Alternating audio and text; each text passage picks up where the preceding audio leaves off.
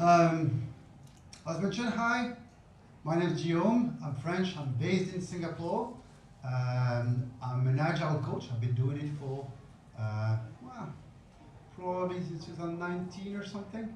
And before that, I have an IT background. So I have I don't know, I'm an old timer in IT. I have 25 years of experience or something. Before I get to this fun topic, how I got to this topic. So I started in IT, and pretty soon I started to do Agile coaching. Pretty soon, just after 10 years, which you guys are surely familiar with.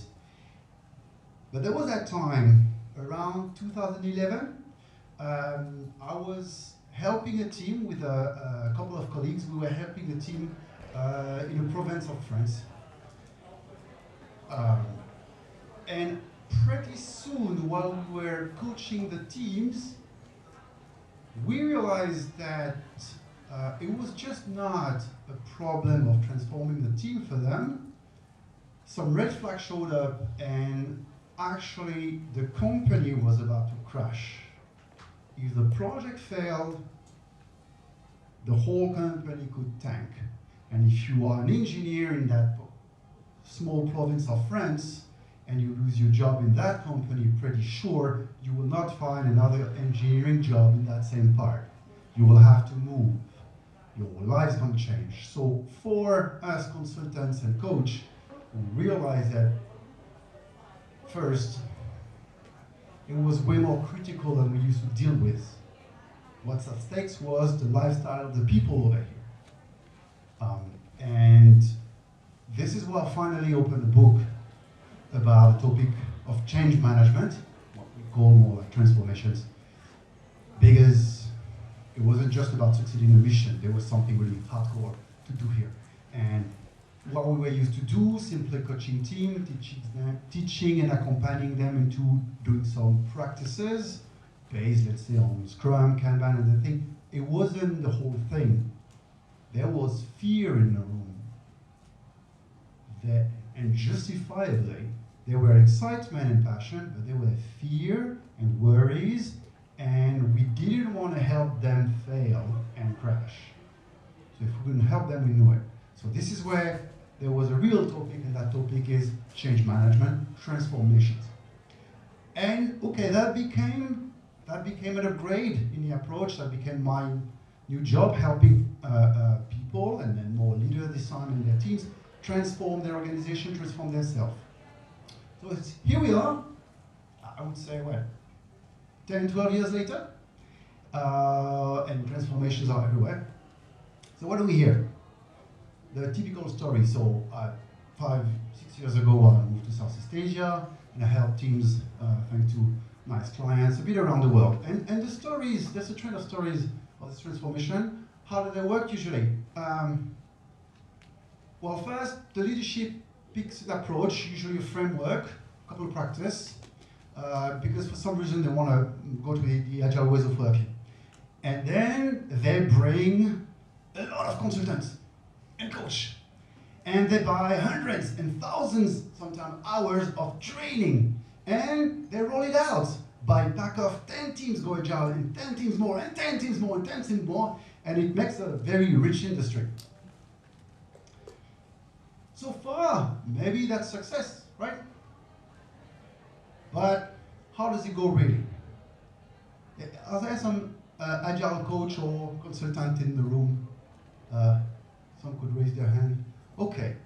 So here's I don't know if that's a familiar story to you, but an indication of how it goes. Like the other day, I was at a dinner meeting, and I meet someone who I don't know, I'm introduced to a woman who's in IT security, hardcore expert actually.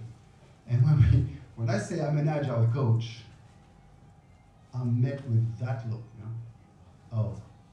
Oh, you're one of them. I see. And I know what she meant because I heard it before.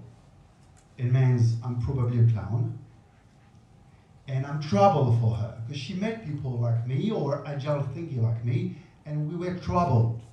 We disrupted, and apparently it didn't go well.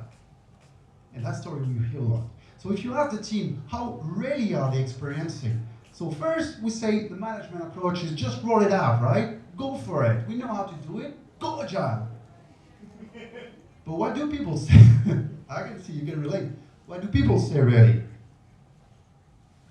Well, they talk about when you stick with them and you hear how it's going.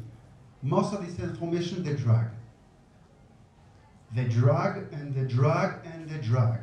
Some of them, I hear about the transformation, it's been 8 years they are at it, and there's still nothing positive ready to say about it.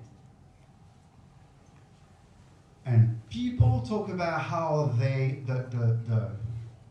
the difficulty of doing the new ways of working within an organization who has the old ways of working. And they have to do story points and user stories, but also fill in man hours and tracking everybody's tasks on the side. And they have the workflow of a waterfall in a timeline of an agile project. And the discomfort of change is hardcore. The change fatigue is real for these people. They are what they are, where they are in their career, because they do what they do. And they do it this way because that's what they know. And here we come, when you transform and we say, you know what got you here? Well, we're not going to do that again. So suddenly they're doing something that is new, they feel incompetent. They're not sure how it's going to turn out for them. That is difficult. And change fatigue is real. And the stories we had a panel before about how it's perceived by people. That is gut-wrenching what we're doing to people. If it wasn't for the change fatigue, I'm all about trying and failing and trying. But on transformation, we learn one thing. When it drags, it's pain.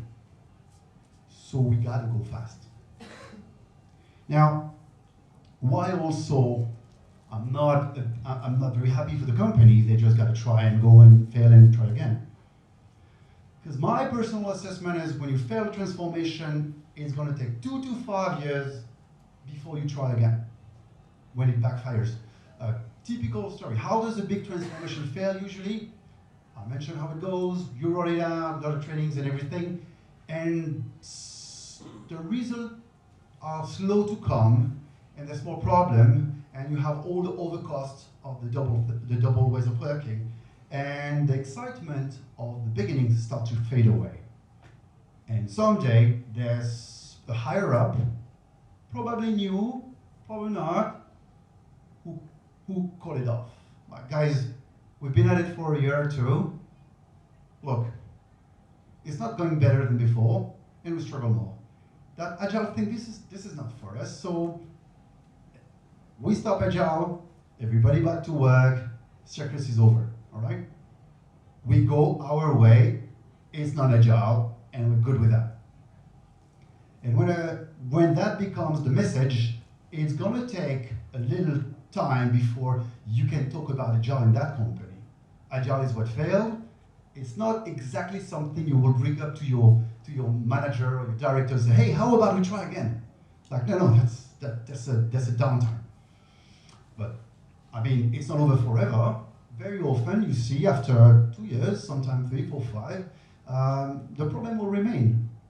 Because you don't go Agile for going Agile, you go Agile because something is at stake. You want to gain something for your company, and the former ways of working didn't allow that, so if you don't transform, you stick with the problem. I don't know, lack of competitiveness, time to market, you name it. But it doesn't go better. And a couple of years later, there's a new guy on higher ups who look at it and like, guys, I'm sorry. Why we're not doing that Agile thing? All the competitors are doing it. It's working for them, it's working for everybody. Come on. I can't believe, like, no, we should try again. There's no reason why it doesn't work. It should work for us, and on top of that, we're behind the competition. I mean, you see the point. Somebody come with a fresh look and say, we're not that special. We should try again. And then usually you get people from the first transformation in the teams who raise their hand because they remember that at their soul level, they saw progress back in the Agile times. So here comes another cycle. But if your company is like not competitive or like behind, I don't think it's extremely interesting to lose 2 to 5 years in terms of progress, right? So it's bad for the people, but if you're not feeling compassionate, it's bad for your company, it's bad for you, the purpose of your organization also. And now why do they fail this transformation? Because it's complex. Extremely complex, an agile transformation. Pause. I'm putting an important word here. Complex. What, so, parenthesis, what do we mean by complex? A little bit of theory here. This beautiful thing is called the Stacy matrix. Somebody formalized, let's say, different level of complicatedness. You can reuse and do variants in there. Simply put, imagine you want to address a new problem. How clear or unclear are you about the problem you're trying to solve? Have you done it before? How clear or unclear are you about the solution? Have you done it before? Simple, yeah. You've been at. Imagine what's a simple job, painting this room, right? How hard is that? You tell me I gotta paint this room, I can plan the painting of the room. Oh, look, I know it's a room, tell me the surface, I'll buy the paint and I go, left to right. What is the last thing I'm gonna do? I can predict it. It's gonna be this wall, because I'm gonna start there and then go. That's like, I don't have to know anything, I can plan it out. I can waterfall it.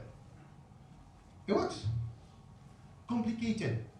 Okay, this time we're not painting the room, we're painting the whole hotel here, so we know there are going to be tricky parts, even for like painting. They're going to be the kitchens with a lot of hygiene requirements. We're going to have bathrooms, a lot of humidity, electrical appliances and everything. Maybe some industrial part in such a big building. Okay, we need to learn a little more about the building, and we need some experts. But once the experts have assessed the building, they're pretty sure how to proceed, right? They can plan it out. And my key question, they can plan it out down to the end. They know they can make a plan that will work about from beginning to end. Complicated. Now, what we call complex is when suddenly what you do will not have a sure result. You don't know exactly how thing works. So you cannot plan it out. You have to go at it, start to work with it, and see what happens. And then you will understand how it works and then do better. Typical example, basketball match. Like, you don't plan out all your tasks beginning to the end of the football or the basketball match because the other team has a word about it, right? So you don't know how this is going to go. You have to go at it, see their tactics, how they play, how your tactics are going. Then eventually the coach calls people and you arrange things and you adapt along the way. But my point is you cannot plan out beginning to end before you go. That's a complex area. You see the last one, what do we call chaos? It's when whatever you do, you don't understand the relationship between your actions and the result. Happen frequently, all the time, and you understand that it also means it's probably very subjective. You don't understand. Maybe you don't know how that works, but you don't understand. Well, basically you don't want to go there, right? You can't do a project here. Everything you get here, you will try to figure out arbitrary way to make things slightly simpler. Point to understand, if there's some bit of mathematicians here, you see the side of this. It's not linear complexity, it's exponential. Where software, we're mostly oriented software today, but imagine you have one component and there is a bug. Complexity 1, it's in the component. You got two components interacting. If the first component is 1 alone, the second component is 1 alone, how much is the total complexity for two components? How would you rate it? One component is 1, two components is how much? I want to hear people trying. 2? 5 we're closer. Say mathematically, we would call it 4. But that's just a model, right? Why? Maybe component 1 is false. is at fault. Maybe component 2 is at fault. Maybe the relationship between both in the middle is at fault. Maybe they're both wrong and there's a combination of it.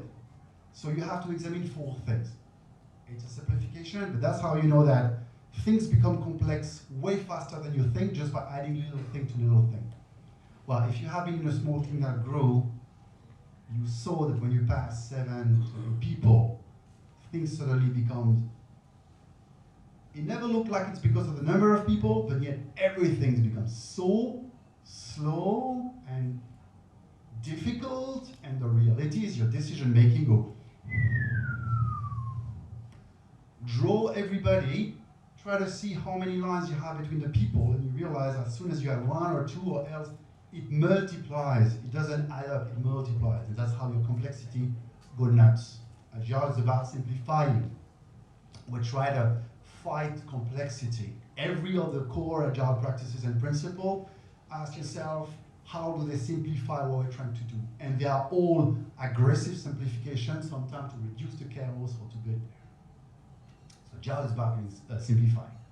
But that's my point. My point is on Agile, my point is transformations. So, what makes them unpredictable, our transformation? So when you go Agile, you're not doing one transformation usually. You are actually doing several series of transformations. You're going to change, okay, how you do your project maybe in software? All right. Then you're going to change how you do marketing, how you design your product, how you hire people, how the legal aspect is going to change probably because you push things differently to clients, you hire people, your risk management is going to be different, your style of management is going to be different, and the leadership also is going to be different.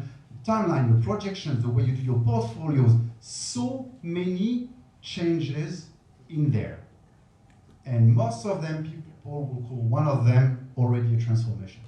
And as you see, I picked that drawing because it's not just changing colors, right? All these changes, they're actually profound. You're changing some core aspect of the nature of your organization a series of times when you're going Agile. And my point is, you start there, but within 1 or 2 years in a transformation, if you look to the future, you have no idea how your organization is going to look like.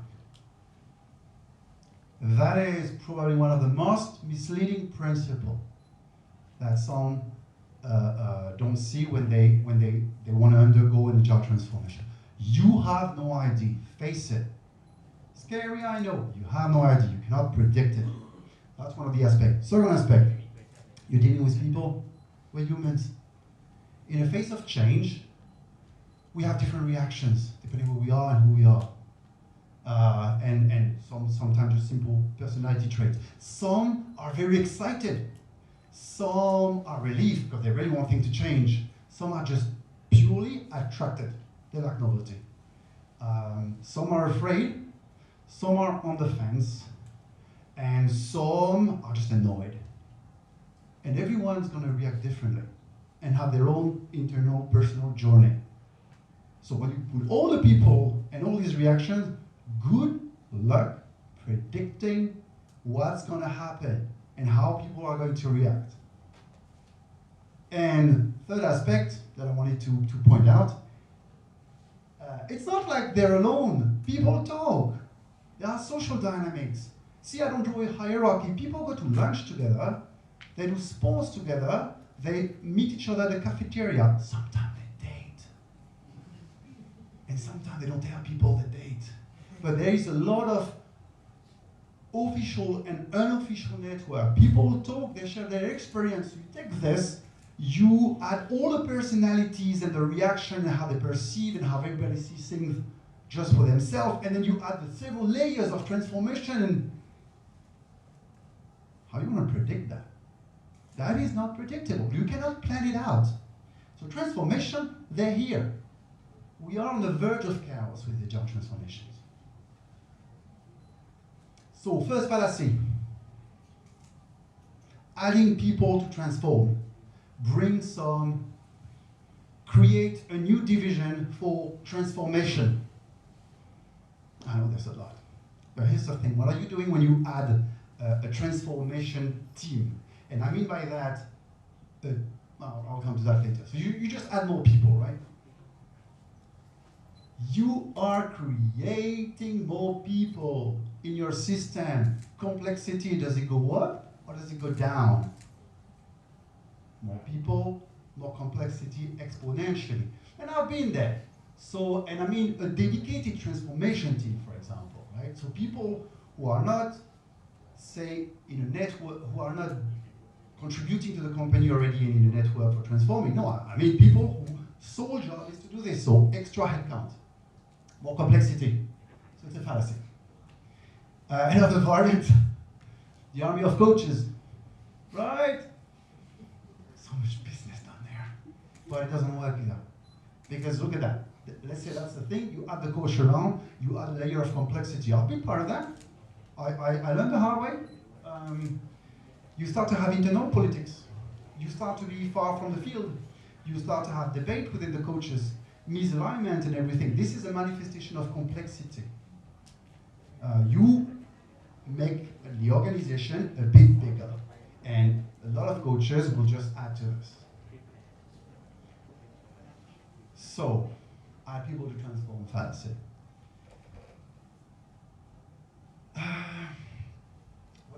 Where do I want to go with the next one? Yeah. I went through this.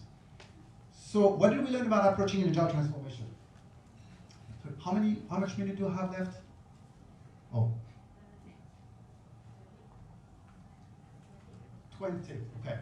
So what did we learn here? An approach for transformation must be simplifying. It's humanity against complexity once again. It must take into account or embrace or use human dynamics, and it is exploratory. You cannot predict the end. It is not a painting job. That one is the question I would like everybody to ask their leaders in transformation as a candid question, and if you're a leader, ask yourself, are you pretending you predict the end? If that's the case, you know you gotta go back to the drawing board. You're making a core, fundamental mistake. At the end of the day, your transformation is a journey beyond your horizon. You cannot see the other side. So it's exploratory, prepare for uncharted territories. You'll have to figure out along the way. All right, so that's why they're complex and that's why they fail. So, what do we know today about transformation? So at the time I said I started to open some books about it. The point of my talk today is not to go to, for example, Koters used to write Leading Change, Pravina now mentioned it at the beginning of the day. Koter has great formulation about it. I'm not going through it, but that's been my bed book, right? And now we have the updated version, Accelerate, which is really more modern but adapted to the days. Yeah, to me it's similar. Anyway, what does it say? You need to have a vision and a strategy first. Know where you're going and have a strategy to tell you how you're gonna get there, what goals you're gonna pursue to get there. But the strategy is also what goal you are not going to pursue. What are you willing to ignore or reject to pursue it or sacrifice sometimes? Some say, look, as simple as some would say, look, we're not going to make cash for next year because we're going to build capabilities left and right. So that's it. This year, don't chase us for profits. But we need to have new capabilities and we're going to observe that. So that's a choice to make, the only one. Okay, so you need to have a vision and then, but Agile is not the point, right? It's just a mean to an end. It's just ways of working for stakes or capabilities you're looking for. So vision, strategy, and what you do once you have that, you explain it. You explain it to people. What am I doing with this book? Oh yeah, sorry, that's the two books, example of books that I'm inspired by, and you can see, don't trust me on that, right? My point is, you can see that some core principle I'm putting here, they start to converge. These two books I like them because they are studies. They have been studying a lot of things. Good to Great, who doesn't talk about Agile at all, Leading Change, right? There are others. Yeah, Accelerate is better. Fantastic book, but just that's a starting point.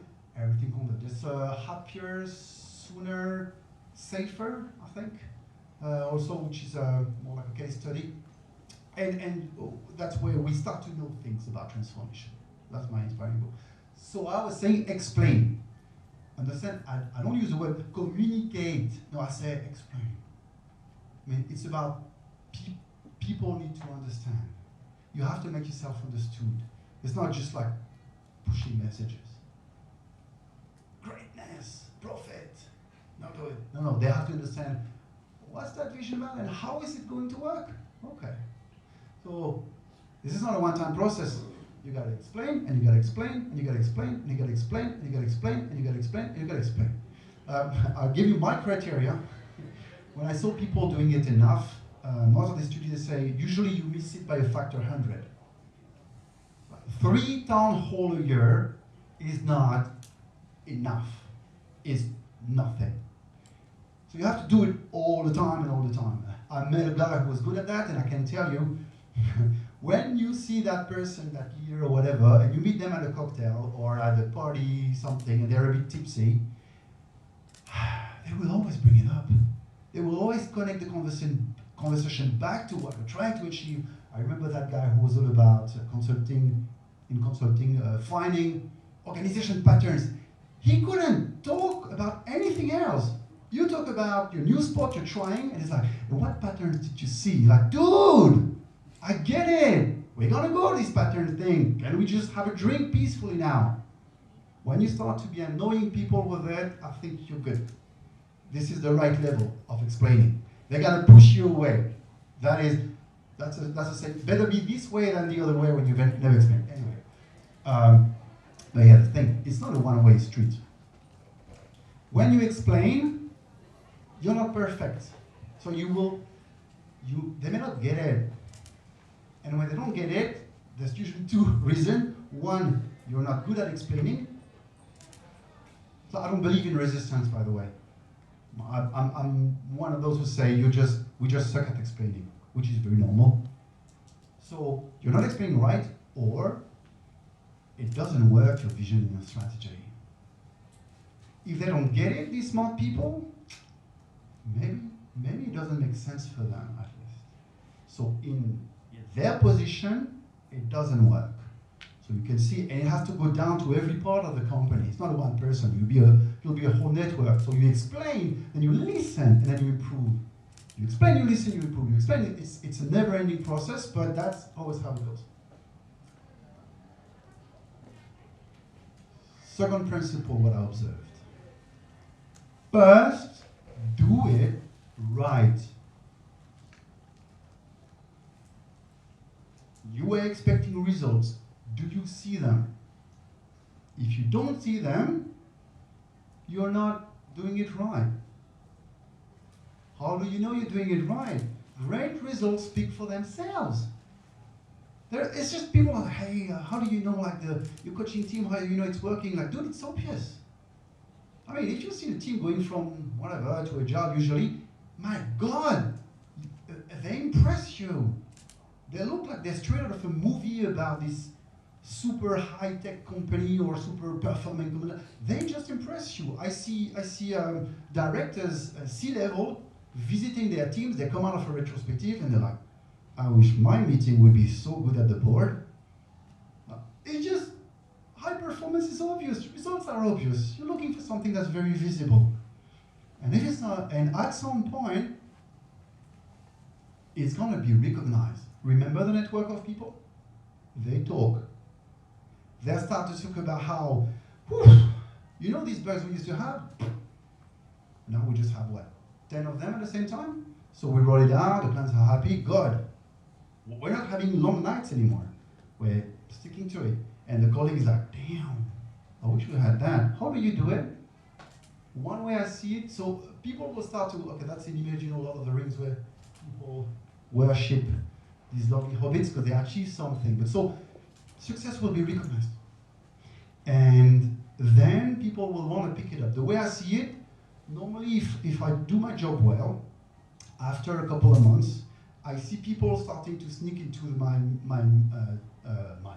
the team's meetings, just trying to see what we're doing, trying to learn from it. I'm sorry, what are you doing here? Like they show up in the retrospective. No, you guys just do your thing. I'm just taking notes. Well, I keep them out because retrospective is not an open bar. But then like people are going out of their way. The word spread, and it has not been managed. It comes unnaturally. It's a phenomenon. People pick it up, and suddenly, if you're into control, this is going out of control. And that is great. So at the end of the day, you have this little sign, and what these effective transformation, the one you see working, they are an organic growth. They grow by themselves, people pick it up. So what can you do as a director or manager? Does that mean you just like, let it go? No. It's not. It can die also by itself. So what you could do is you nurture it. Make sure, if people don't already talk about it, make sure it's advertised. Make sure we hear about it. Make sure the people who achieve something, their achievements are talked about. So other people can be just inspired by it and asked to go for it. And once again, remember, it's going to happen at the lunch and at the sports area before you hear about it in meetings usually. People talk. It's a network. So you nurture it. What does it mean, nurturing? How about people who want to spread the word usually? Offer them to create a community of practice. Support them. Give them the means. Help them reach out to the other side of the company or to the other people who want to talk about it. Don't control them. Encourage them. Make sure you encourage the right one. It looks very hippie, but it's actually a series of practical decisions. With my clients, we're at the stage where we're building communities, so we have a couple of people who practice Agile, like, hey, you guys want to talk and learn from each other? Cool, yeah, what you do is great. You should talk. Okay, how about you tell them about how you changed the story map because X, Y, Z and it's better now and you want to do a presentation? Cool.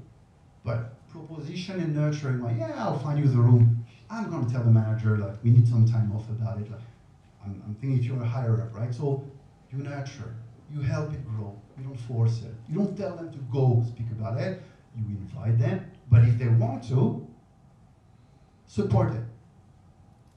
This is where some directors are actually, it's getting out of control, yes, good. So we need less of your effort and it's working by itself. Then momentum, and momentum is good.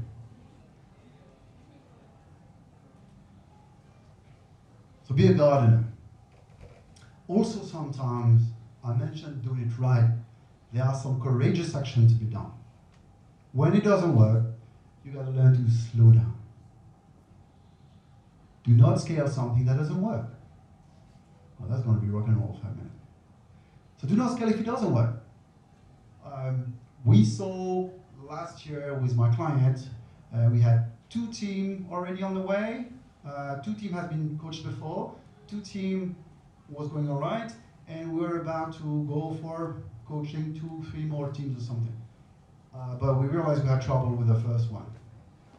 So we stopped. We interrupted the idea of coaching new teams. We fixed it first. That's not going to make you look cool in the boarding room. That takes courage as a manager, slowing down. But I'm telling you, slowing down is the fastest way. When it goes well, it's spread like wildfire. It's crazy. You're going to be surprised. And it's going to go faster than you can control it, which is good. So, go big, accelerate, scale. I don't use scale anymore. I think it's just misleading. People try to go reproduce what they've seen. So I'm not using that word. I say grow, don't scale, grow, nurture. Sometimes you gotta choose your words. So for me, I'm not using scale anymore. It's either good or bad. Technically, it's accurate, but practically, it inspires people the wrong way. Accelerate, certainly not. Do not think of the word accelerate. Think nurturing. Let it grow. Take care of it. Loosen up. You will have to do a couple of stop standardizing, for example. That is terrible. Standardization, like, hey, we got 2 teams doing Agile, we should make a norm about it. Do not. It works because people figure it out by themselves. Let other people figure it out by themselves. So, standardization, I refrain from it. And synchronization also. That's another constraint you're putting on people. So you're just tightening them up because now they got to synchronize with everybody. What am I doing with my team? What is my practice about? I don't know, planning, so we can do the same planning. No. You like try to loosen up as much as possible your organization so people have free reign to go. You can't go without synchronization. But the way I say it with subtlety is reluctant synchronization. I had a team. I had to tell them the maximum list of things to talk about. 2 squads, different side of the world. I didn't give them a minimum list of things they should synchronize, I give them a maximum. So, okay, content of next spring, this and that, and the rest, don't talk about it. I'm going fast, because I've been talkative. But the secret sauce, I'm going to have 1 more minute, I'm sure. The one they don't talk about. Google did it, Facebook did it, all the good ones you talk about did it, the fancy startup, they did it, all the ones who just took over the world 15 years ago, they did it, and yet there's not a single book about it. So I'm going to tell you their secret sauce. Think it through, by yourself, figure it out, stop looking at the Agile books. In French, démerdez-vous, figure the shit out of it. The reality is, you have to become, Agile organization is a learning organization, and it starts from day one. I'll give you an example quickly, portfolio management. Why the hell do we have books about Agile portfolio management? I've seen clients figuring it out in 90 minutes. If you're already at portfolio level, it means you have a lot of teams who are already in the Agile ways of working, so probably you'll be doing it for 1 or 2 years. You have solved a lot of problems and reshaped your organization already. You're good at Agile, in Agile transformation already. And you got people who are good in Agile, in portfolio management. So put them in a room and just figure it out. How are we going to do portfolio now? Okay, we do this.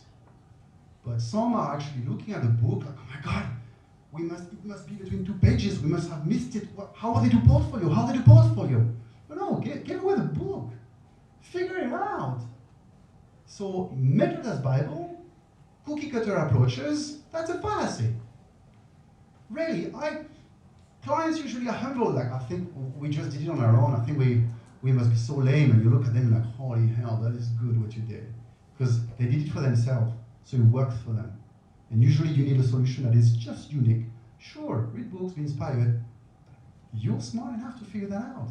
Very soon, very, very soon. I prefer 100 times client who try to do it by themselves than client who's been at massive trainings where actually they would believe it's the Bible, and training makes mistakes, a lot.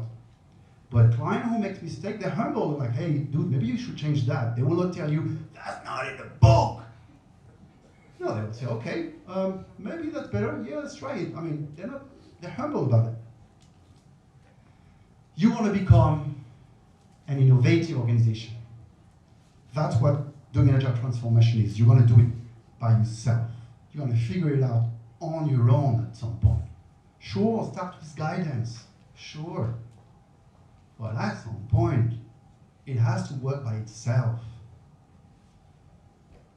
If I'm a coach, I cannot be, after 3 years of transformation, still coaching new teams. After 2 years, I want to see that teams are coaching other teams. This is what I should help. Communities of practice, internal trainer, internal coach, why not, etc., etc. Do we need an enterprise framework? People know the name, I'm not mentioning the name. Do you need an enterprise framework? Well, an enterprise framework is like a giant cookie cutter. Hey, here's the poster. We have everything figured out. Look at that. Every level of the enterprise, we have agile practices, roles, documents. So after that, you want to tell them, no, you got to go organic, figure things by yourself. But you're handling a poster that says, we know every solution you need, top to bottom. The point is, people will believe the poster, someone will flip, and they will want to roll it out. Because if it's possible, you should roll it out. I'm just saying it's impossible, and people who look at a poster of an enterprise framework, the form is misleading the message. You cannot have the poster and say, don't follow it in every detail. You're showing too much details. Does that make sense?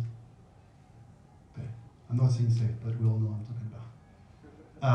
So enterprise framework to me is a fallacy. I'm not going to make a lot of business out of it. So, it's an unpredictable journey for humans, by humans, with humans. You want to be nurturing an organic process full by greatness. Great things spread, and you're here to help it spread. And you have to see it as a learning journey from day one.